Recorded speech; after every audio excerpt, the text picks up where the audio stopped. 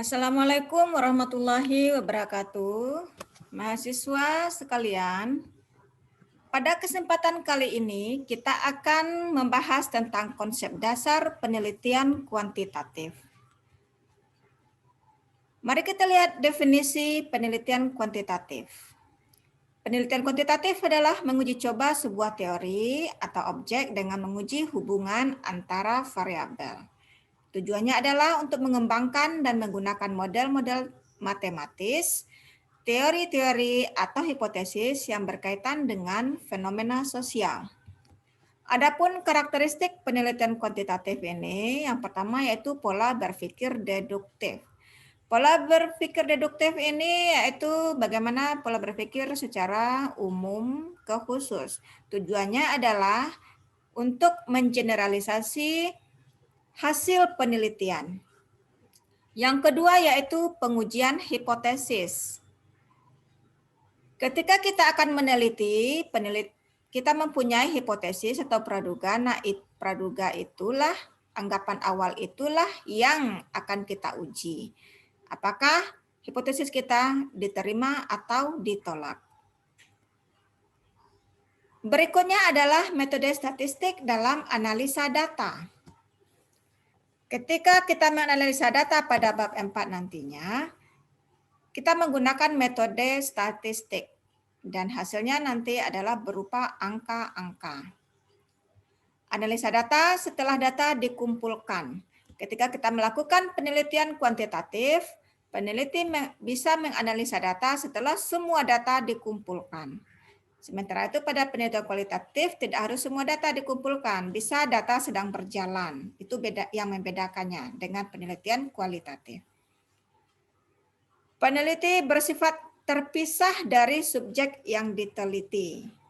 Jadi peneliti memposisikannya sebagai sesuatu yang terpisah dari subjek yang diteliti. Misalnya ketika kita meneliti metode pembelajaran, subjeknya adalah guru dan mahasiswa. Peneliti hanya sebagai pengamat saja waktu itu. Adanya hubungan antara sejumlah variabel. Misalnya variabel bebas dan terikat. Nah, ini akan lebih banyak kita bahas nantinya bagaimana hubungan antar variabel ini pada materi variabel. Ada pertanyaan spesifik sebagaimana rumusan masalah. Nah, pertanyaan spesifik ini yang akan menjadi landasan kita untuk meneliti sehingganya pertanyaan tersebut terjawab ketika kita memperoleh data. Adapun jenis penelitian kuantitatif secara umum itu ada 3, penelitian deskriptif, asosiatif, dan komparatif. Nah, penelitian deskriptif ini untuk mengetahui nilai variabel independen, baik satu variabel ataupun lebih, tanpa membuat perbandingan atau menghubungkan variabel satu dengan variabel yang lainnya. Jadi kita fokus pada satu variabel saja. Sementara itu penelitian asosiatif itu adalah untuk melihat hubungan, untuk mengetahui hubungan antara dua variabel atau lebih. Ini ada pada metode korelasi. Sementara itu penelitian komparatif itu untuk mengetahui perbandingan antar variabel dengan menggunakan sampel lebih dari satu atau dalam kurun waktu yang berbeda. Ini ada pada metode penelitian eksperimen dan kausal komparatif. Nah, untuk menentukan variabel itu kita perlu menentukan topik ya. Nah, kita pelajari dulu apa itu konsep topik. Topik adalah subjek yang akan diteliti. Misalnya topik yang akan kita teliti yaitu tentang teaching strategy, assessment, atau English learning. Nah, topik inilah akan menjadi ide utama dalam mengembangkan ide yang ingin dibahas dan selidiki. Jadi di mana interest kita, kita tetapkan, kita pilih apa topik yang akan kita teliti. Adapun cara memilih topik ini, yang pertama yaitu tuliskan beberapa pertanyaan yang berhubungan dengan topik yang ingin diteliti.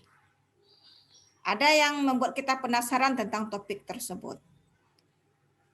Selanjutnya, apakah topik tersebut merupakan bagian dari topik yang ada di lingkungan institusi pendidikan?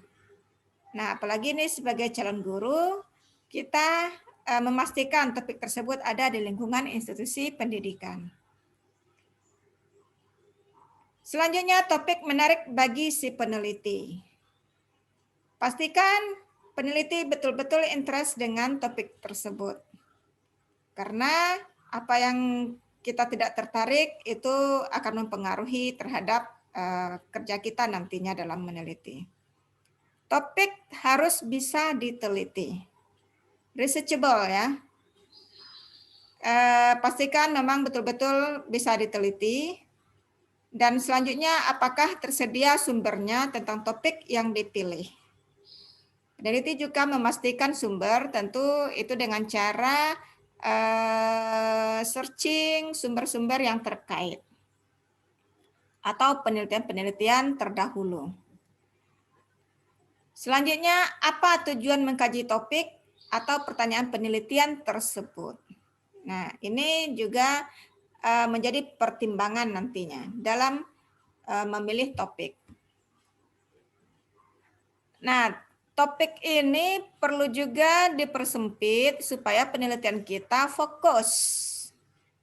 Nah, bagaimana cara mempersempit topik? Kita buat pertanyaan. Nah, ini pertanyaannya misalnya apa yang ingin saya teliti? Apa mata kuliah yang menarik minat saya? Apa topik yang benar-benar saya sukai? Nah, jika belum juga terjawab, teruskan pertanyaan sampai Anda bisa menemukan jawabannya. Misalnya, pada subjek umumnya kita tertarik tentang theory of teaching. Kita identifikasi dulu, kita baca pada sumber, ternyata theory of teaching itu ada beberapa. Ada traditional theory, cognitive theory, communicative theory, dan cooperative theory. Lalu batasi topik tersebut. Pilih saja salah satunya, misalnya fokus pada cooperative theory. Nah, cooperative theory ini masih agak luas. Kita persempit lagi. Misalnya pada cooperative learning and students achievement. Nah, ini sebenarnya juga bisa dipersempit lagi. Cooperative learning itu bisa dengan menggunakan think, pair, share strategy. Nah, ini adalah sebuah strategi yang dilakukan secara bersama atau berkolaborasi. Dan student achievement juga, karena ini jurusan kita bahasa, kita fokus pada satu skill, misalnya pada reading comprehension. Nah, artinya topik kita adalah think, pair, share strategy and students reading comprehensions. Think, pair, share strategy sebagai variabel pertama dan students reading comprehension pada variabel kedua. Kira-kira seperti itu cara mempersempit topik. Sekarang mari kita melihat bagaimana cara rumusan masalah. Tadi kita sudah membahas tiga jenis penelitian. Nah, ini beberapa contoh merumuskan masalahnya sampai untuk pembuatan judulnya. Misalnya pada deskriptif, penelitian deskriptif dengan metode survei misalnya. Tujuannya adalah untuk menjawab pertanyaan terhadap keberadaan variabel mandiri. Ya, pertanyaan terhadap keberadaan variabel mandiri. Rumusannya, seberapa baik reading habit mahasiswa di STKIP PGRI Sumatera Barat? Nah, ini menjadi pertanyaan bagi kita. Nah, judulnya bisa jadi nantinya Reading Habit of Students at STKIP PGRI Sumatera Barat. Inilah nantinya kita cari datanya, kita ukur seberapa baik sih reading habit mahasiswa di STKIP. Nah, ini kita lakukan survei. Lalu penelitian asosiatif.